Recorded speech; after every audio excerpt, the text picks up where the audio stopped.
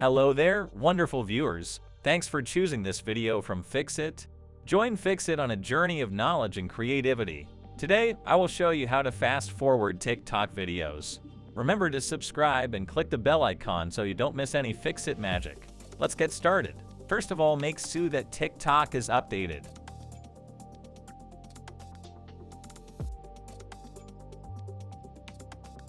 Then open the app on your device. When you are on this page, you will see a moving circle at the right of the screen. What you want to do is to skip forward, so just hold and drag the circle to the right, and as you can see, these numbers will come up telling you how far you are in the video and to rewind. You just need to hold and drag the circle left. Now it may be easier for you to pause the video before you do this just by tapping anywhere on the video like this, as it does seem to bug out sometimes.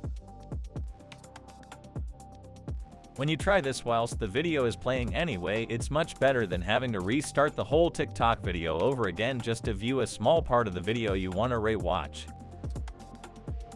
Now I'm not sure why it's not on all videos. I've seen this available on videos that are 15 seconds long and videos that are all the way up to 3 minutes long, so I don't think it has anything to do with the length of the videos.